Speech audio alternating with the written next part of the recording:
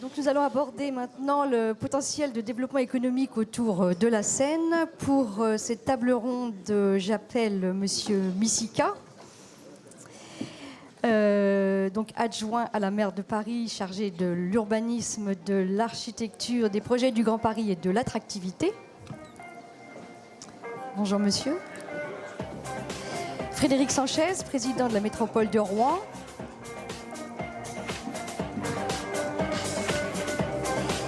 Luc Lemonnier, maire du Havre, président de la nouvelle communauté urbaine Le Havre Seine Métropole et également président du pôle métropolitain Seine-Estuaire. Et Dominique Goutte, vice-président de la communauté urbaine Caen-la-Mer. Ah pardon, excusez-moi. Bonjour messieurs.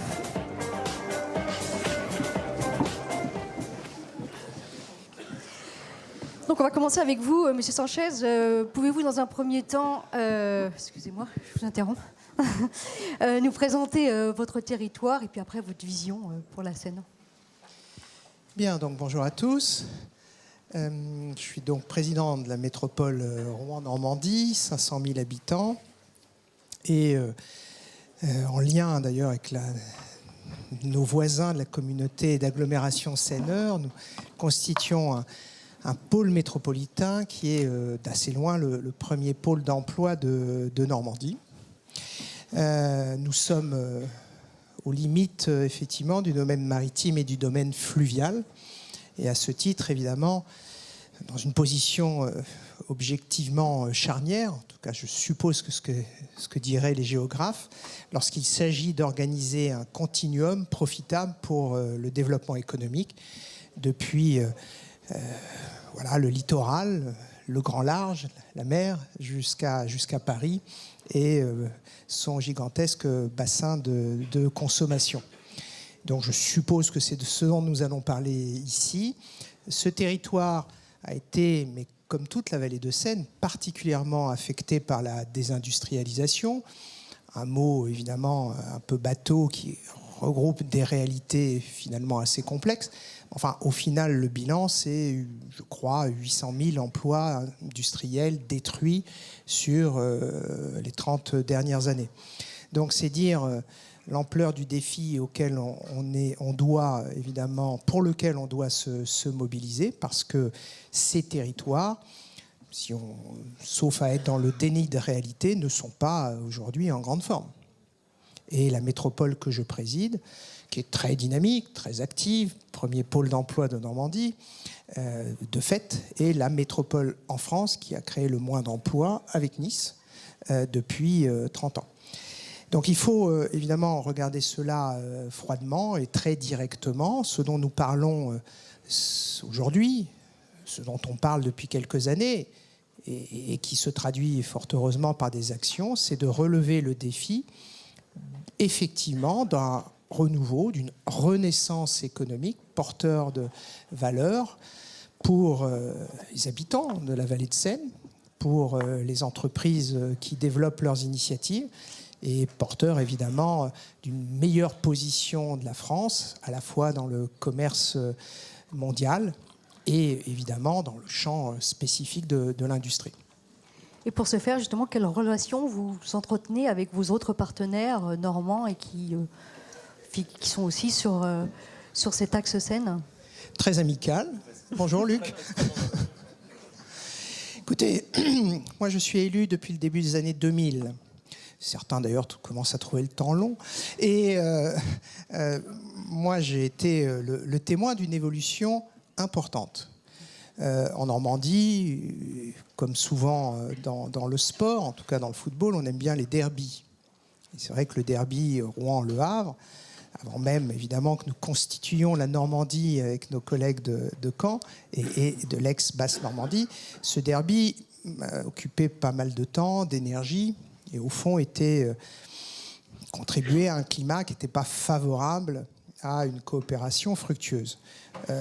En une dizaine d'années, peut-être un peu plus, tout cela a radicalement changé. Dans beaucoup de domaines. Aropa en est à l'évidence le plus bel exemple.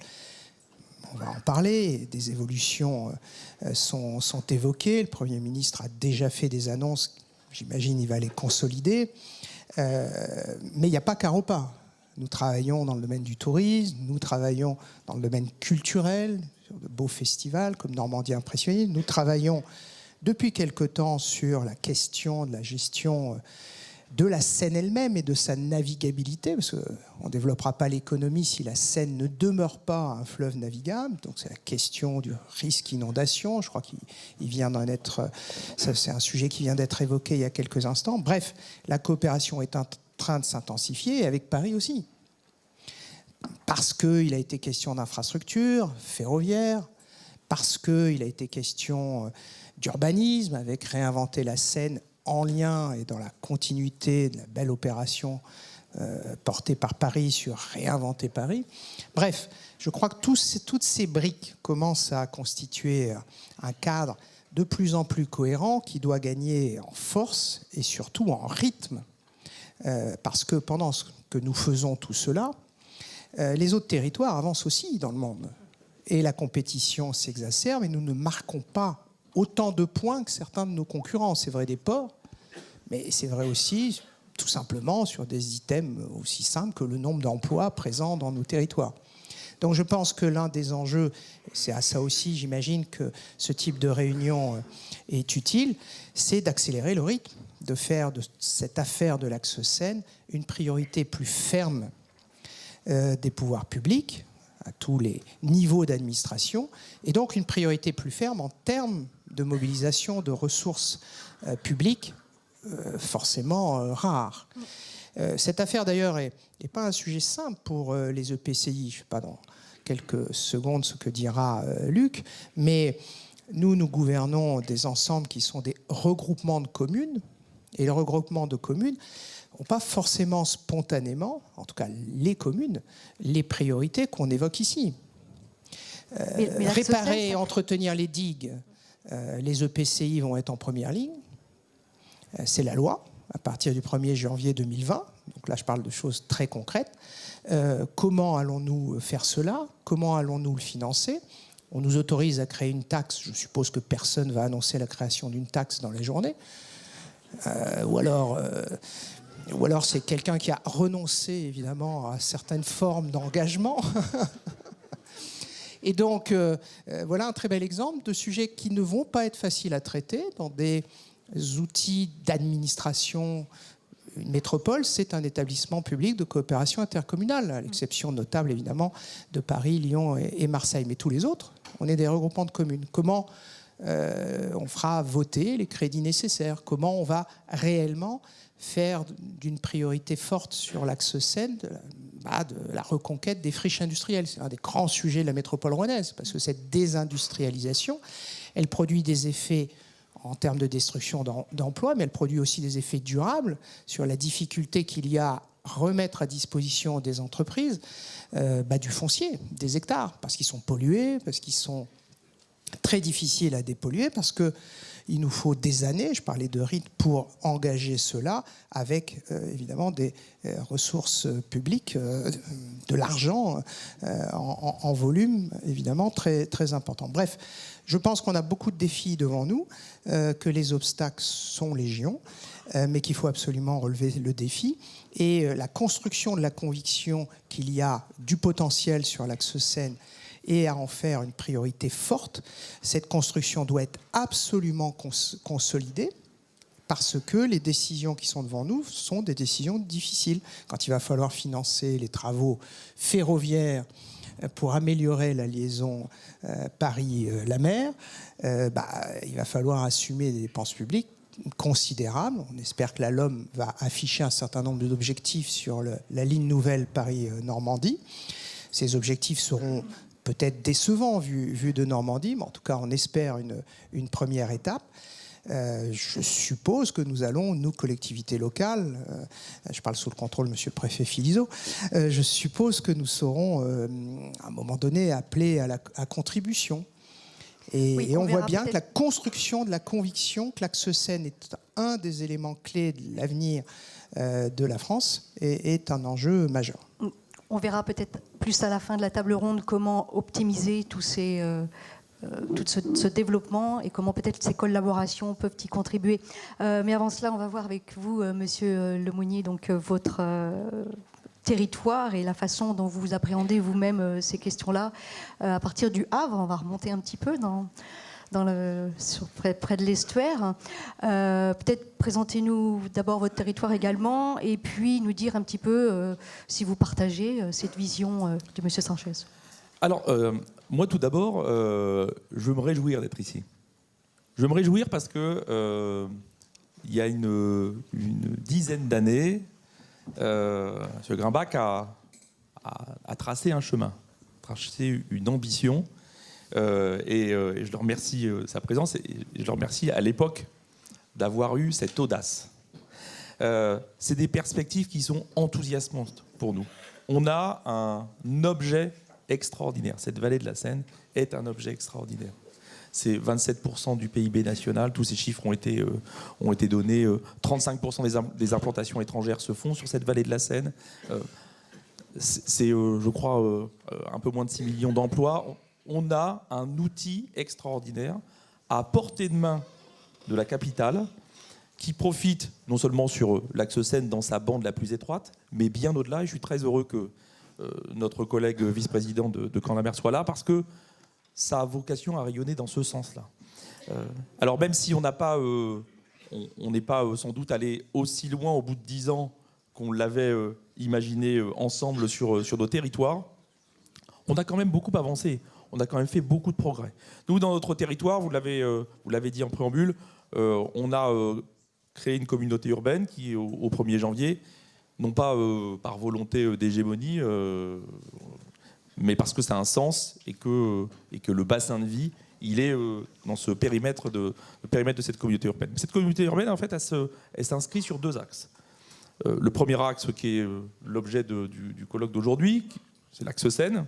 Et puis un deuxième axe, qui est un axe plutôt nord-sud, qui a vocation à rassembler les 2 rives, qui est ce pôle métropolitain de l'estuaire de la Seine, et qui s'étend en gros au nord de Fécamp à Lisieux, et puis à l'est, à environ 50 km du port du Havre.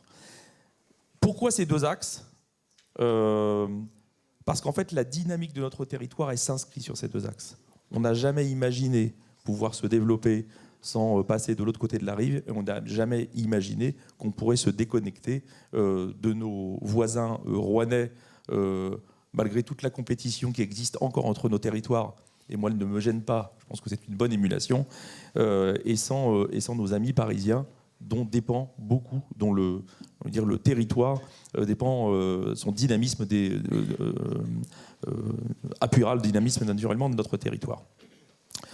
On a deux territoires, un territoire qui s'inscrit dans 2 autres, celui de la vallée de la Seine. Le pôle métropolitain de l'estuaire, c'est un peu plus de 500 000 habitants, presque 600 000 habitants, 200 000 emplois, une dizaine d'intercommunalités, et un pôle métropolitain de l'estuaire extrêmement dynamique. Nous avons la chance que, très rapidement, à la fois les présidents et les élus de ces intercommunalités ont vu les perspectives que pouvait amener une coopération, sans y amener des compétences supplémentaires. Mais c'est assez récent, je crois, cette prise de conscience. Non ?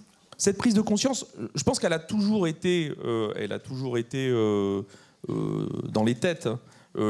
Malgré tout, la réunification de la Normandie a beaucoup participé à l'accélération de ce pôle métropolitain. Il faut faire l'effort quand on veut emmener, Frédéric Sanchez évoquait les difficultés d'amener les communes avec nous sur la vision d'un territoire aussi large, en tout cas qui dépasse largement les périmètres d'une commune, surtout d'une petite commune.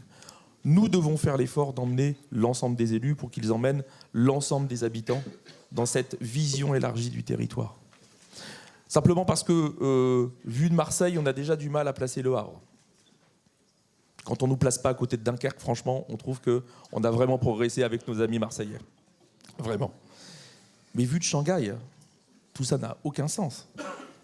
De faire une compète entre... Moi, quand on me dit que Le Havre, si de Shanghai, on voit que Le Havre est à côté de Paris, Alors, si on me dit que je fais partie de Paris, presque, je suis très heureux comme ça. Donc, il faut qu'on amène cette dimension. Et les petites coopérations qu'on a mises en place depuis 10 ans, les petites coopérations qui sont du fait de la coopération de nos intercommunalités, de nos pôles métropolitains et de la coopération même maintenant de l'association des départements de l'Axe Seine, comme la perspective, le quasi-achèvement de la Seine à vélo, ce sont des petits éléments comme ça qui font prendre conscience à l'ensemble des acteurs du territoire en fait, que ce territoire a un sens. Parce que si on ne lui donne pas de sens, en fait, tout cela n'a aucun avenir. Et on pourra faire les colloques entre nous qu'on voudra. Si on n'emmène pas les habitants, si on n'emmène pas les élus de terrain avec nous, on n'y arrivera pas. Et vous parlez d'une démarche de projet. Qu'est-ce que vous entendez par là? C'est-à-dire qu'il faut que ça fonctionne par des concrétisations, par ces projets? Il faut que ça fonctionne, il faut que ça ait des répercussions directes au plus près de l'usager. Tout à l'heure, on évoquait la gestion de l'eau. La gestion de l'eau, ce n'est pas seulement un grand sujet lié à des grandes connaissances hydrauliques. C'est comment, demain, on assure la gestion de ces eaux, la sécurité de l'approvisionnement et la suffisance de l'approvisionnement. Ça, c'est très concret. C'est un sujet très compliqué, très technique, mais en fait, pour l'usager, c'est très simple à expliquer. Quand on parle des mobilités, on voit bien les enjeux des mobilités, les coûts conséquents de ces mobilités, l'intérêt que ça a sur le développement d'un territoire, mais pour un usager, c'est extrêmement concret, les mobilités. Et ces études de mobilité, forcément, il faut les faire sur l'Axe Seine, mais c'est aussi pour ça qu'on a lancé cette étude de mobilité à l'échelle du pôle métropolitain de l'Estuaire, parce que cette Seine, c'est à la fois une richesse, mais ça a été très longtemps un obstacle. Et aujourd'hui, dans la tête des anciens Hauts-Normands, pour passer, comme on dit chez nous, de l'autre côté de l'eau, c'est un sujet qui reste encore un sujet psychologiquement palpable. Très bien, merci beaucoup. Donc, Monsieur Goutte, on vous a pas mis à l'écart de par... Vraiment désolée. Donc, vous n'êtes pas directement, enfin, votre collectivité n'est pas directement sur les berges de la Seine. Comment vous fonctionnez, justement? Quel avantage vous en tirez quand même? Vous essayez de tirer des ponts vers... On essaie de tirer des ponts, oui. Pour illustrer l'intérêt que je vois à la vallée de la Seine, on pourrait parler de la vallée de l'Orne d'ailleurs, et moi je serais ravi de recevoir Paris, Rouen et Le Havre dans la vallée de l'Orne. Mais plus sérieusement, je vais vous citer un certain nombre de projets. Luc Lemonnier disait que Le Havre avait un certain nombre de projets, beaucoup de projets. Nous en avons aussi, nous en avons même en commun d'ailleurs, ce qui montre déjà un premier embryon d'intérêt pour la vallée de la Seine. Je vais vous en citer 3-4 et je vais essayer de vous montrer pourquoi ces projets-là ont besoin de la vallée de la Seine. Le premier projet que j'ai envie de citer, c'est la reconstruction de notre CHU, ce qui est un gros projet à 500 millions d'euros, mais c'est surtout, au-delà de quelques millions de tonnes de béton, c'est la création de l'hôpital du futur, avec l'inclusion de tout le numérique, de toute la simulation, de l'ambulatoire, qui va nécessiter de développer toute une technologie de relation entre la ville et l'hôpital, bien sûr numérique, bien sûr avec tous les problèmes de confidentialité que ça va poser et tous les problèmes de développement qu'il faut faire sur la confiance numérique. Deuxième sujet, je veux dire, projet que nous avons, qui est plus qu'un projet, qui est le démarrage de notre centre de hadronthérapie en proton, qui s'appelle Arcade. Aujourd'hui, c'est l'un des 3 centres français qui se propose de construire un accélérateur de carbone pour attaquer maintenant les cancers avec des ions carbone. Ça sera le premier centre français, bien sûr, même le premier centre mondial qui utilise une technologie supraconductrice qui est infiniment plus efficiente que ce qui existe aujourd'hui, que ce soit au Japon. 4-5 ans. Les premiers malades ont été traités en proton cet été. Carbone, ça sera un petit peu plus long. Mieux que tout ce qui existe au monde aujourd'hui, que ce soit au Japon ou en Allemagne, où il existe des centres de carbonothérapie. Troisième projet que j'ai envie de citer, je vais en citer que 4, mais j'ai quand même en cité 4. Le troisième, c'est MOO, qui est un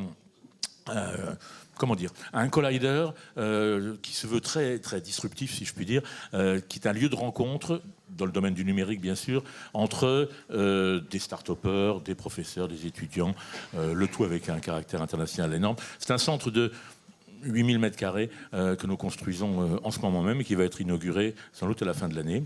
Et puis le dernier projet, et qui va faire le lien avec des choses qu'on a entendues ce matin et puis une table ronde de cet après-midi, c'est un projet de navette fluviale, électrique, autonome, à hydrogène bien sûr, qui est à la fois un joli défi technologique hein, que ce soit dans la motorisation ou que ce soit dans le guidage. Défis technologiques pour lesquels nous avons à la fois les laboratoires et les entreprises pour le relever. Et donc, nous y croyons très fort. Et puis, qui sera un très beau moyen de locomotion pour ce projet Presqu'île que vous avez mis dans votre brochure, qui est la réhabilitation de toute une zone, une friche industrielle de 400 hectares entre Orne et Canal, qui va rendre à Caen ce caractère maritime qui finalement nous lie tous ensemble. Alors, on en reparlera sans doute dans la table ronde tout à l'heure de ce projet maritime, et ça faisait écho à ce qu'on disait tout à l'heure sur le dernier kilomètre et l'utilisation peut-être de navettes fluviales pour ce dernier kilomètre. Des navettes autonomes électriques pourraient peut-être être un bon moyen de répondre à cette question et d'attirer peut-être plus de gens. Toujours est-il que tous ces projets, vous l'avez peut-être noté au passage, sont des projets qui se basent sur un potentiel scientifique, technique et d'innovation tout à fait exceptionnel. Et c'est en ça, si vous voulez, que la vallée de Seine va être importante. Bon, ce potentiel, on essaie de le développer encore plus. On joue énormément sur cet atout. Nous pensons que c'est un atout parce que le développement économique, c'est essentiellement basé sur l'innovation. Mais vous avez des coopérations déjà scientifiques. Alors, oui. Je vais juste terminer là-dessus. Ce développement scientifique-là, nous le concrétisons sur le plateau nord de Caen, qui a maintenant un nom, qui s'appelle le parc Epopéa, et qui rassemble sur une toute petite surface, en fait, 300 hectares, 14 000 étudiants, 1000 chercheurs, 4 500 apprentis, et l'université, les écoles d'ingénieurs, etc., et qui est entouré de tout un cercle d'industriels, d'entreprises, dans le domaine beaucoup du médical. Hein, vous avez compris qu'on a une forte propension à donner dans l'innovation médicale sur Caen, mais aussi dans la microélectronique et des choses comme ça. Donc effectivement, tous ces efforts scientifiques, techniques et d'innovation ne peuvent pas se faire tout seuls. On ne peut pas être isolé. C'est absolument impossible. Le GANIL, qui est un des grands accélérateurs mondiaux de physique nucléaire, est une installation, une large-scale facility au sens européen du terme, financée en tant que telle par Bruxelles. Et bien sûr, on a nombre d'interactions avec l'Europe, mais d'abord des interactions nationales, bien sûr, normandes. Hein, bon, des projets qu'on a effectivement avec Le Havre, mais avec Rouen aussi, et puis Vallée de Seine. Hein, je pourrais citer un certain nombre d'équipex du programme d'investissement d'avenir. On en a qui sont effectivement, qui relient Saclay, Rouen et Caen. J'en vois 3 ou 4. On a des LABEX aussi. On a un pôle de compétitivité qui, dès l'origine, reliait Paris, l'Île-de-France, la Haute et la Basse Normandie à l'époque. On a quelque chose de tout à fait important pour l'avenir. Hein, on parlait de créer des emplois tout à l'heure. Nous sommes territoire d'industrie aussi, nous, la communauté urbaine. Et effectivement, c'est bien sûr notre préoccupation première. Il y a ces pôles d'entrepreneuriat étudiant qui ont été développés partout en France. Puis on en a un commun entre Cergy-Pontoise et la Normandie, entre la commune de Normandie Université et Cergy-Pontoise, qui accueille, bon an, mal an, 600 étudiants pour leur donner le goût de l'entrepreneuriat. Et puis on a un phénomène, et je termine avec ça, un phénomène qu'on observe de plus en plus, ce sont des start-up nées dans notre écosystème scientifique et technique, mais qui ont rapidement besoin d'avoir un business développement ou quelque chose comme ça à Paris. Et donc, on voit beaucoup d'entreprises, de jeunes entreprises, des start-up, qui ont une double implantation. Et dans l'autre sens aussi, on voit des start-up nées à Paris et qui, pour se ressourcer en termes scientifiques, ont besoin d'une collaboration avec un de nos laboratoires. Et ça marche dans les deux sens. Et donc, j'ai une dizaine d'entreprises en tête comme ça, dans le domaine médical, dans le domaine du numérique, qui vivent dans cette vallée de Seine. Donc, en gros, la vallée de Seine, c'est vraiment notre terrain de jeu pour ce qui est de l'innovation qui me semble absolument naturelle. Mais la stratégie en tant que telle, la démarche de l'axe Seine contribue à votre essor, ou c'est en fait vous l'auriez fait de toute manière? Comment vous vous raccrochez vous-même? Oui, alors naturellement, je crois qu'il y avait des propensions. Hein. J'ai siégé à l'ESPCI pendant que M. Missigan était président, donc on a quelques liens comme ça, naturels, scientifiques parce que c'est comme ça, mais les CPIER, par exemple, typiquement, aident évidemment à développer ce genre de choses-là, bien évidemment. CPIER, contrats de plan interrégionaux. Il y en a eu sur les matériaux, il y en a sur la santé. Et donc, bien sûr, ça renforce cette collaboration-là, bien sûr. Okay, merci beaucoup. Monsieur Missika, donc vous êtes le parisien de cette table ronde. Quel regard vous portez sur ces divers témoignages et comment la capitale se raccroche un peu à cette dynamique? D'abord, je voudrais dire à tous nos amis normands, bienvenue à Paris. Hein, donc,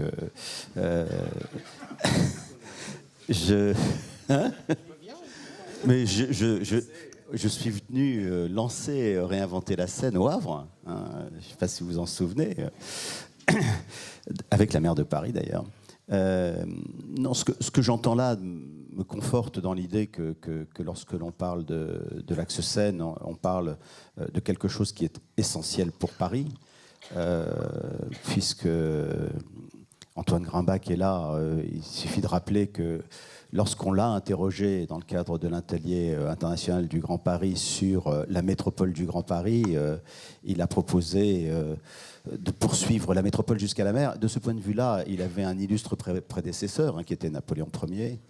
Et il conforte ce que disent tous les théoriciens de l'économie métropolitaine, à savoir qu'une ville-monde, une métropole globale, est nécessairement une ville qui a une ouverture sur la mer. Parce que l'ouverture sur la mer, c'est justement l'ouverture internationale, mondiale, aussi bien en ce qui concerne le transport des marchandises et dans une moindre mesure le transport des personnes. Donc pour la ville de Paris, il est clair, et d'ailleurs je milite beaucoup quand on parle dans les débats sur la métropole, vous savez, sur le fameux débat sur le périmètre de la métropole, je fais partie des rares personnes qui disent cette question est absurde parce qu'une métropole, ce n'est pas un territoire, c'est un réseau. Et quand on parle par exemple de la métropole maritime ou de la métropole fluviale, eh bien, la métropole de Paris dépasse largement l'Île-de-France pour aller jusqu'en Normandie et jusqu'au Havre. Et même quand on parle de la métropole financière, eh bien, il se trouve que l'axe Paris-Londres est un axe essentiel. Et que donc, quand on parle de la métropole de Paris ou de la mégapole de l'ouest de l'Europe, eh bien, on parle de quelque chose qui enjambe même le territoire national. Donc, de ce point de vue-là, mon sentiment, c'est que quand on parle de la Seine, d'abord on parle, Ivan Ivkovic l'a rappelé tout à l'heure, d'un commun et d'un commun exceptionnel, parce que je crois que c'est le seul commun qui est à la fois un commun urbain et un commun naturel. Et de ce point de vue-là aussi, ces modalités de gestion, ces modalités de gouvernance doivent être pensées en tant que telles, parce qu'il y a la dimension de préservation de la nature, que représente la préservation du fleuve. Il y a la dimension, bien sûr, ça a été dit dans la table ronde précédente, de la préservation du paysage, du grand paysage, de ce couloir écologique naturel que représente le fleuve. Mais il y a également toutes ces dimensions urbaines, sa dimension industrielle, sa dimension logistique, sa dimension touristique, et sa dimension de rayonnement, d'attractivité à cause de la beauté que représente ce paysage. Et c'est pour ça d'ailleurs que quand on parle de développement économique, il faut avoir à l'esprit la nécessité de faire tenir ensemble tout cela. Justement, si l'idée fait consensus, comment on la concrétise finalement? C'est ça maintenant, il faut passer à l'étape suivante, non? C'est très compliqué. C'est très compliqué. On l'a vu lors de la précédente table ronde. Vous savez, la gestion de la Seine a longtemps été une sorte de privilège de l'État. Hein. Je dis ça en présence du préfet Philizot. Et l'État a du mal à accepter d'abandonner ses privilèges. D'ailleurs, je constate que Aropa reste quand même une entreprise d'État, que VNF est une structure qui est directement contrôlée par l'État. Mais cette question justement de la gouvernance du fleuve, il va falloir la poser rapidement, ne serait-ce que parce que justement le Premier ministre a annoncé et va annoncer une transformation du statut juridique d'Aropa que nous approuvons complètement, mais qui réclame nécessairement plus de pouvoir, plus de moyens pour les villes dans leur gestion, je dirais, de la partie proximité du fleuve, de la partie, je dirais, de la relation entre le fleuve et la ville. Et donc, tout simplement parce que la Seine a cette différence d'échelle de territoire. Vous avez la dimension mondiale qui relie le fleuve à la mer. Vous avez cette dimension logistique et industrielle qui dépasse largement la taille de nos différentes villes, mais vous avez également la dimension de paysage et cette dimension touristique et cette dimension d'attractivité de la ville et le rôle du fleuve dans cette attractivité de la ville qui sont nécessairement à gérer à l'échelle du territoire et non pas à une échelle plus importante. Et c'est ces différents niveaux de gestion et la façon de les faire tenir ensemble et de les rendre compatibles qui est un des sujets que nous devons avoir de conversation et de discussion politique dans les années qui viennent.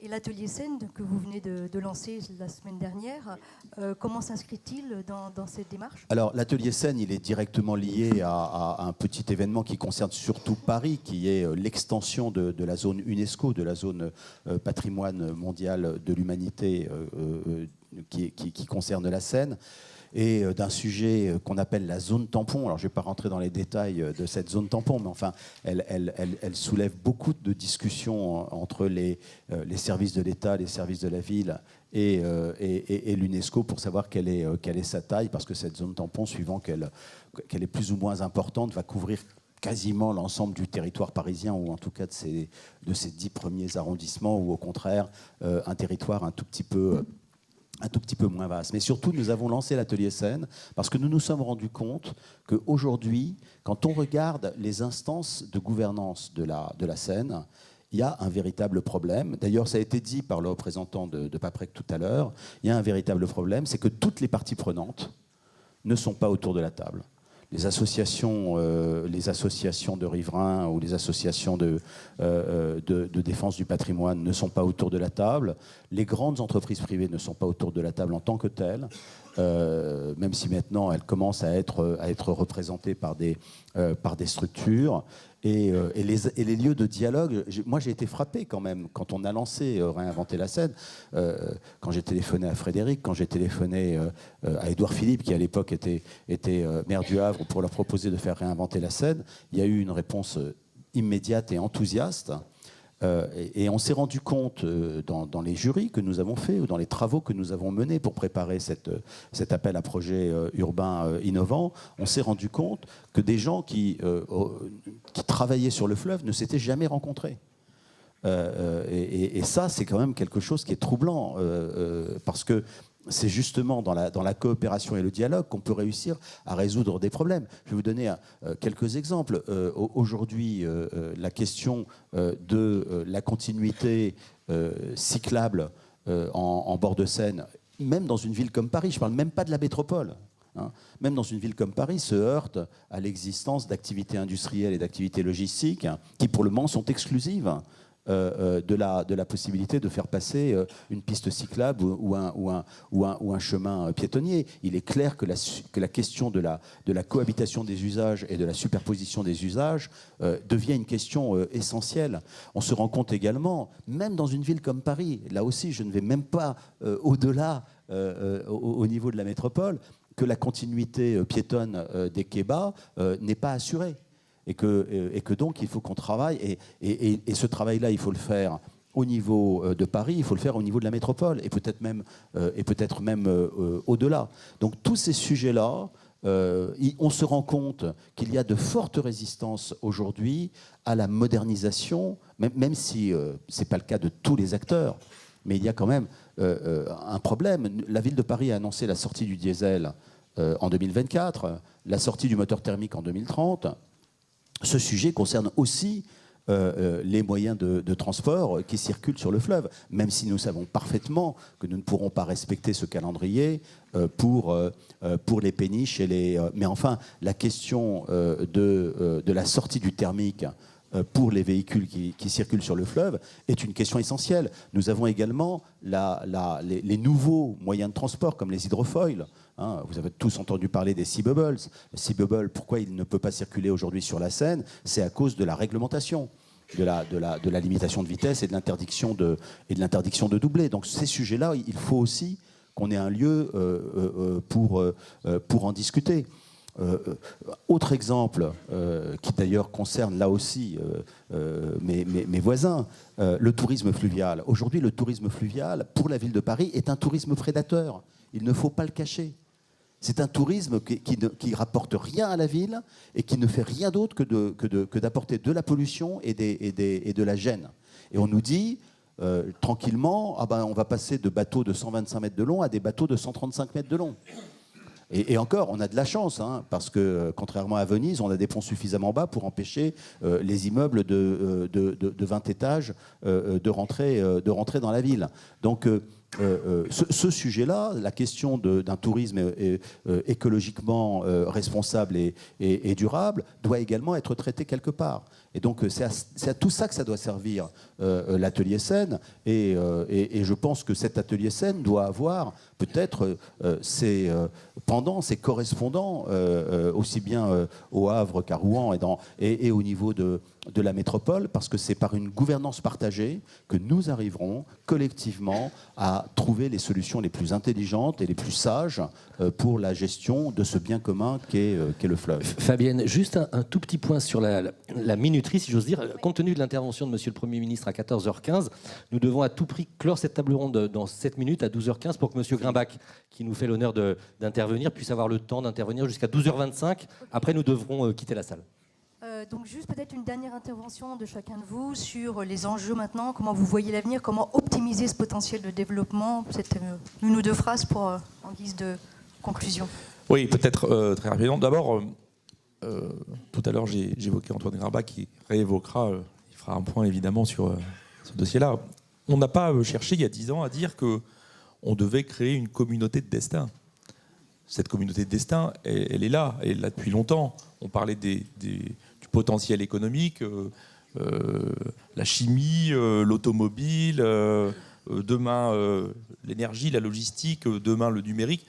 Tout ça, ce sont des activités qui sont très organisées.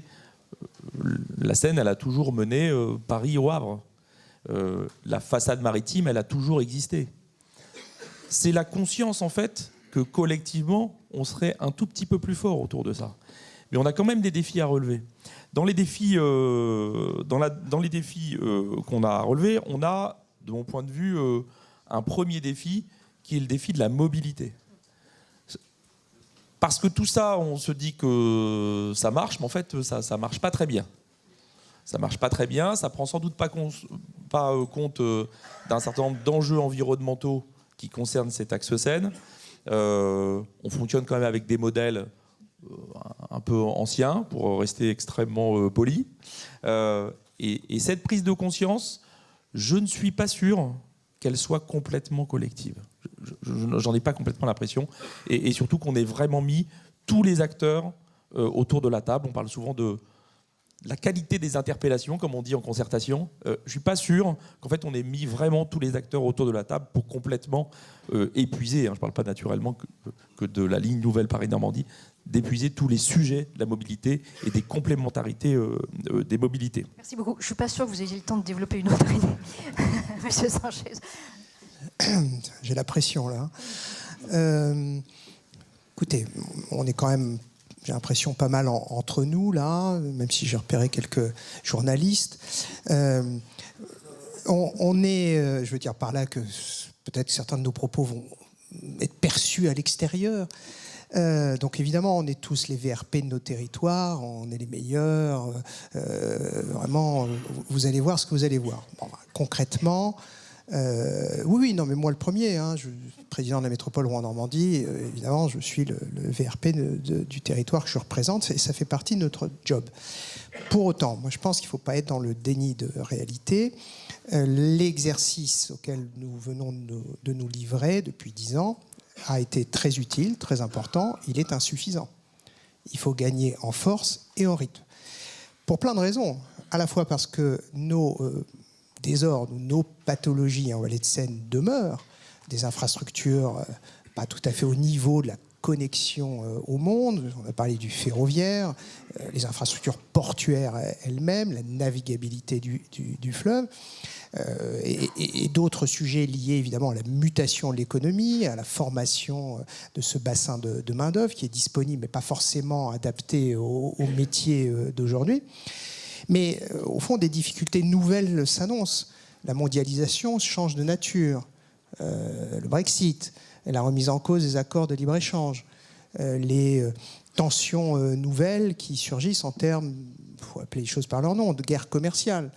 La montée en charge évidemment extrêmement rapide du Pacifique et les flux commerciaux qui évoluent de façon différente, et l'Europe n'est pas aussi centrale que cela aujourd'hui dans la mondialisation. Bref, moi je pense vraiment qu'on a un enjeu de mobilisation. Moi je me félicite que les décisions aient confirmé la place de l'État dans la gestion, ne serait-ce que de la question portuaire.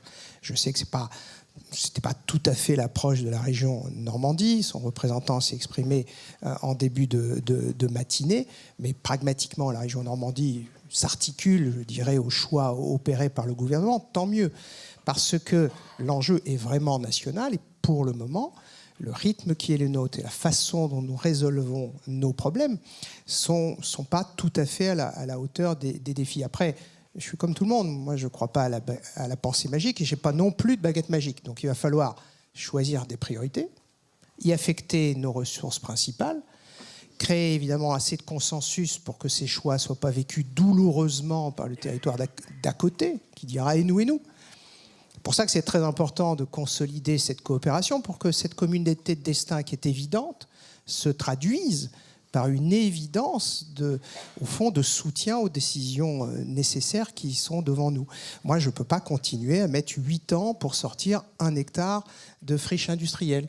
Je ne peux pas continuer à constater que la fiscalité locale, sauf que je n'ai pas la maîtrise de l'ensemble de la fiscalité locale comme président de la métropole, que la fiscalité locale pénalise certaines activités économiques. Il y a beaucoup d'entrepreneurs dans la salle. Et je pourrais prendre d'autres exemples. On a besoin d'un horizon quand on est chef d'entreprise. Et donc, par exemple, l'horizon de la concrétisation, pour prendre à nouveau cet exemple, la concrétisation des projets relatifs à la LNPN doit être, c'est l'objet de la loi LOM, consolidé. Ce sera un horizon peut-être un peu lointain s'agissant d'une nouvelle gare à Rouen. Nous verrons dans quelques semaines ou mois. Mais pour autant, il faut que ces choses-là commencent à s'empiler pour qu'on soit à la hauteur des défis. Nos populations, elles veulent du travail. Comme elles n'en trouvent pas chez nous, oui, mais je finis ma phrase. Comme elles n'en trouvent pas chez nous, elles vont en chercher ailleurs. Et nous avons en Normandie un solde migratoire négatif sur les populations actives. Passer à la vitesse supérieure. Monsieur Goutin. Alors je vais être très bref, j'ai compris que c'était ça le challenge. Non, moi d'abord je me félicite beaucoup de cette journée parce que effectivement vous m'avez un peu mis de côté tout à l'heure et je vois avec un... Oui, la géographie, peut-être. Mais en tout cas, tous ces problèmes multi-échelles qu'a très bien décrit M. Missika, qui sont des problèmes récurrents en physique, je veux dire vraiment, et c'est leur caractéristique principale. Cela, c'est votre problème, quelque part. Moi, j'ai la chance de pouvoir profiter de tout ce qu'il y a de bien dans la Vallée de Seine, et je ne peux que vous enjoindre à les régler, ces problèmes, de manière à ce que nous puissions profiter vraiment de cette belle famille qui fonctionne très très bien dès qu'on arrive à la faire collaborer, quoi, je pense. Voilà. Bien sûr, nous avons quelques problèmes communs quand même, et les liaisons ferroviaires sont des problèmes que nous avons à gérer ensemble. Mais pour ce qui est des problèmes de la Seine elle-même, écoutez, je compte sur vous. Non, je voudrais insister sur un dernier aspect qui est celui des dérèglements climatiques et de la crise climatique. Parce que on en parle assez peu, mais à Paris, on est un peu comme les Angelinos, les habitants de Los Angeles. On attend le Big One, c'est-à-dire la crue centennale. On sait également que l'étiage est un sujet majeur. On sait également que le réchauffement climatique est un vrai problème. Nous utilisons l'eau de la Seine avec Climespace pour rafraîchir les bâtiments et l'augmentation de quelques degrés de l'eau de température de l'eau de la Seine peut avoir des effets assez compliqués sur la façon dont nous gérons la climatisation. Il y a un véritable risque de surexploitation du fleuve. Et nous devons là aussi se rendre compte que c'est une ressource naturelle à à préserver. Et donc je pense que quand je parle de gouvernance partagée, je pense aussi à ça. C'est-à-dire je pense que le sujet du fleuve n'est pas seulement celui de son exploitation, mais c'est aussi celui de sa préservation. C'est un bien commun qui a cette double dimension d'être à la fois naturel et urbain, d'être un objet économique et un objet de régulation climatique fondamentale, aussi bien pour rafraîchir la ville que pour maintenir sa biodiversité. Et là aussi, je pense qu'il faut réfléchir à la gouvernance en tenant compte de cette dimension et en la prenant en compte dans les nouveaux outils de gouvernance dont nous avons besoin. Parfait. Merci beaucoup pour cette belle conclusion et merci beaucoup, messieurs.